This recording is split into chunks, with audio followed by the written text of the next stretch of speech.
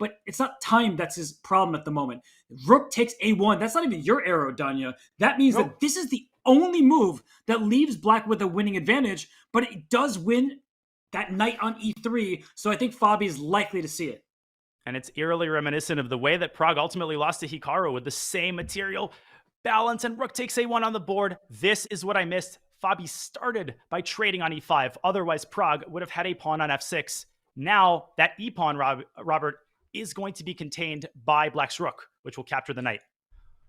Although there are some difficulties ahead, because you like to call it, I think, it's like bowling with the pins on opposite sides. You've got a split. There's a g-pawn and an e-pawn. So what if white starts pushing the g-pawn, then brings the king up to f5 and tries to use these two pawns and tie the black pieces down? Fabiano still has a bit of work ahead. Without question. And Pragg isn't playing e6 because it's not a given that you want to push the pawn yet. Maybe you want to start with king f5. Maybe you want to keep the pawn on e5 and slide the rook up to a2 to make sure that the h-pawn is protected. It's lost, folks. We're not trying to build it up here. Pragg is totally lost.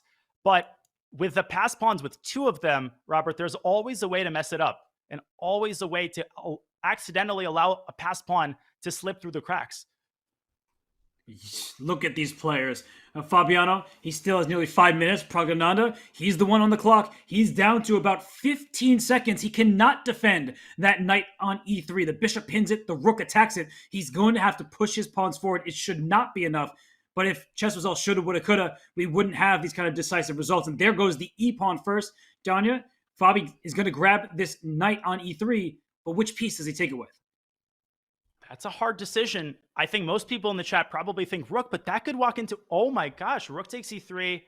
White has this sneaky little move, rook a2, and black's bishop is hanging. The rook doesn't have an effective discovery, and black gets tangled up. Fabi might have to take with the bishop and route the bishop all the way back to its starting point on e7 for one last defensive assignment. Oh my goodness. Rook takes e3 is so tempting. He takes with the bishop. He takes with the correct piece, and I think it was the only move that kept the winning position. And this is how the evaluation bar can be so tricky. It's because the position actually has much more to it than meets the eye.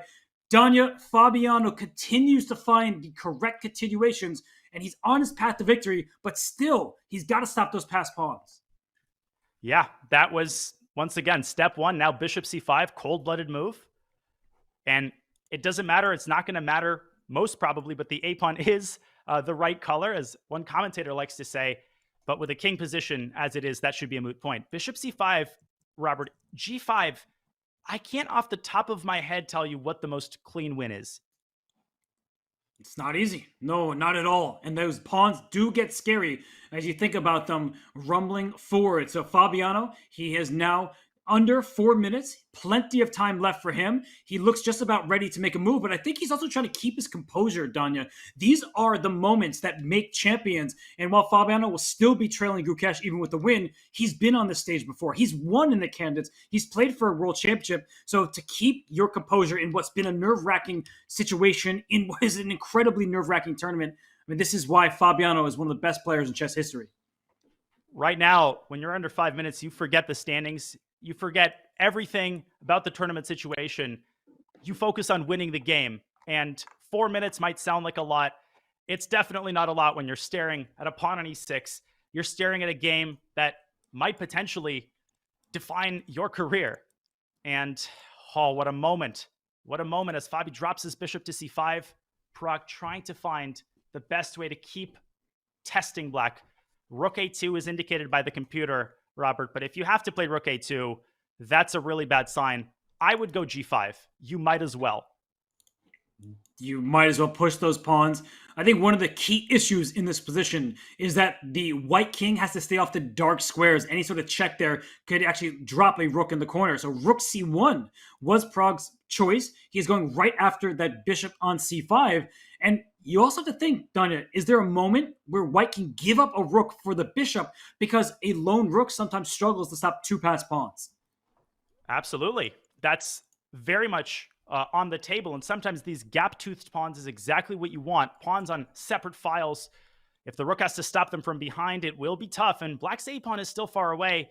Let me repeat something that we said a couple of moves ago. Remember bishop takes e3 check? How many people would take with the rook? That was an immediate draw after rook d1. That is how narrow the margins are for anyone looking at Sese and saying, it's minus 16, it's minus 20. It doesn't matter. You're still one move away from screwing it up. And what is the clincher here? King b6, bishop b7. Bishop d6 allows the check on c6 and you potentially lose the game. Yeah, that actually, wait a second, that does lose because, wow. Oh my goodness, you take the bishop. Oh. Allowing the sack. Look at those margins. Rook c5, king c5, e7, rook b8 stops the pawn. And it's actually quite important in some of these positions that black has this a pawn, because without it, there actually will be plenty of opportunity for white to hold, but not with that a pawn. The g pawn goes forward. Black can consider pushing that pawn on a5 up the board, but Danya, I would be so focused on those passers that white has, and I think it's time to try to stop them before they get to the 7th rank. And there are scenarios where black sacrifices the rook for one of the passers, leaves the other one intact, and promotes one of his pawns. I say one of his pawns because Fabi might go hunting for the second passer. It's intuitive to play a4. I think that pawn's too slow. I think he needs another passer, and that is what it will take to overwhelm white's defenses. But white's pawns are going to be on the 6th rank, both of them, Robert. This is terrifying. Yeah, actually, the more I think about it, a4 could be a huge mistake from Fabiano because of pawn to g6, and the bishop can't sit on two diagonals at once. The black rook struggles to get to the g file. So your move, I think, rook to b2, going after the h2 pawn. And Fabi, he retreats his bishop to e7, and look at how quickly Pragg responded. King g6 slaps the clock. Now Pragg is over a minute, and Fabi's dipping below 3. That king is trying to get into f7 at the right moment, Danya. King f7 is maybe not an immediate threat because g5 will hang, but Pragg is trying to hide his king, make Fabi find a move. What is white's response to a4? That's my big question. Rook b2, the engine indicates is the most accurate move for the 2nd time in a row, but my intuitive response would be a4. I guess a4, white will try to bring the rook all the way up to c8 and hope that you blunder with a3 to try to give you a check and pick up your rook. And even that still might not be a big enough blunder because the a-pawn is hard to stop. So yeah, Danya, a4 looks good. I think that Fabiano, he's well known for his precision and calculation. He's going to use all of his remaining time as best as he feels fit and then make a move because, you know, you push a pawn at the wrong time and suddenly the win could turn into a draw.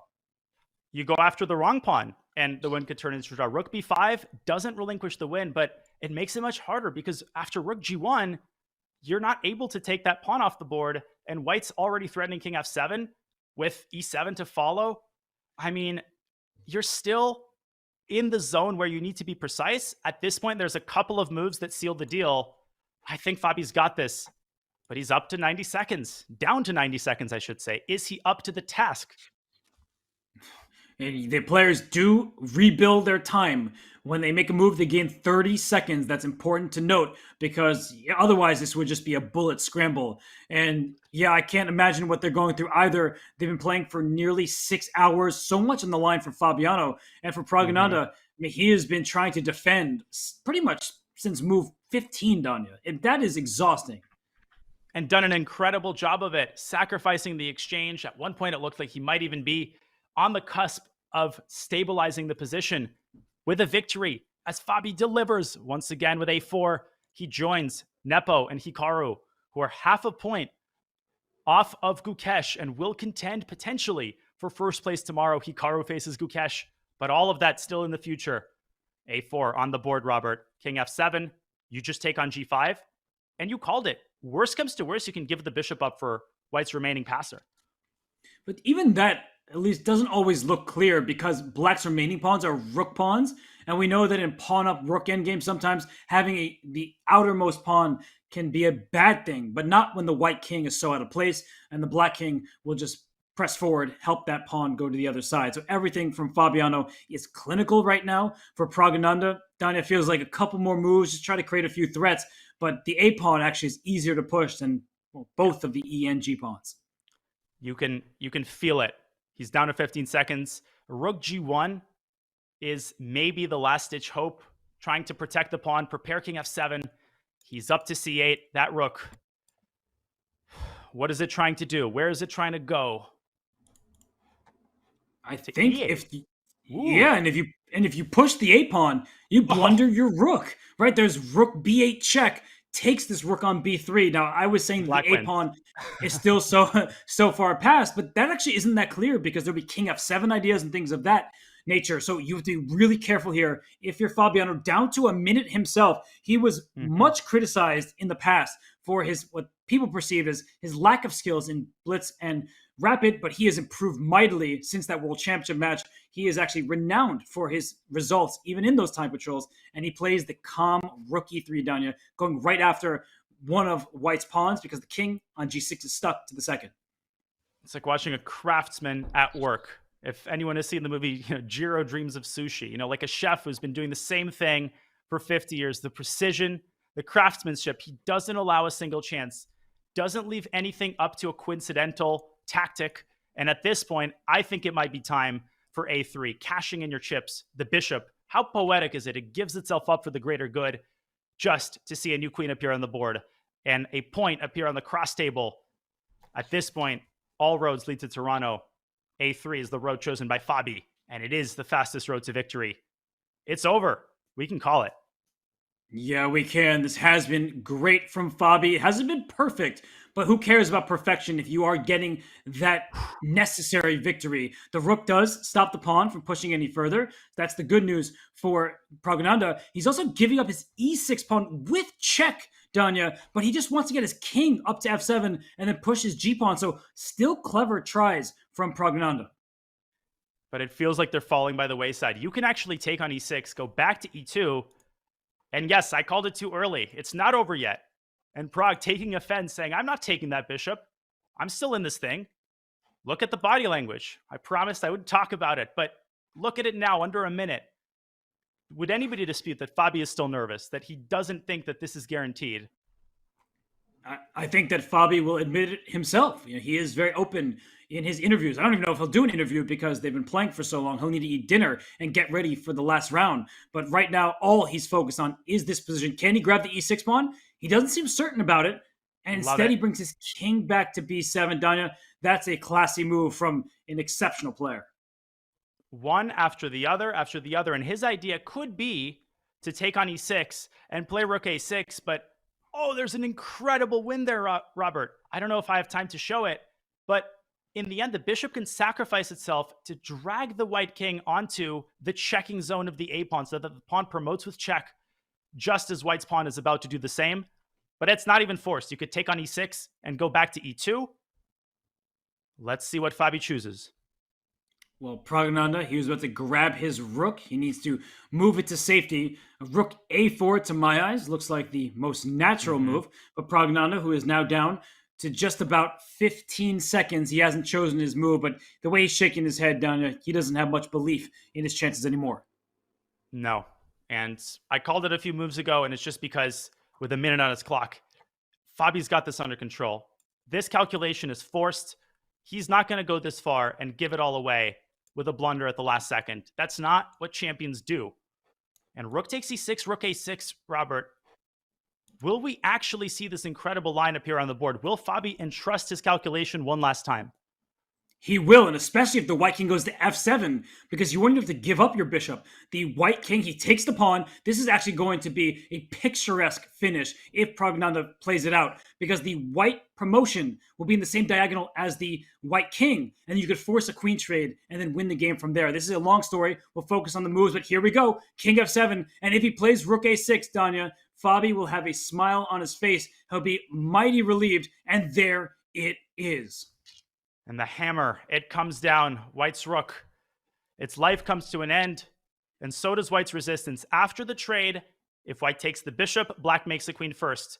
If White pushes the pawn, Black has a choice of wins. You could even let White promote. That's what you're saying, Robert. And then force the queen trade. And even though the pawn's the wrong color, White's king way too far away from the correct square.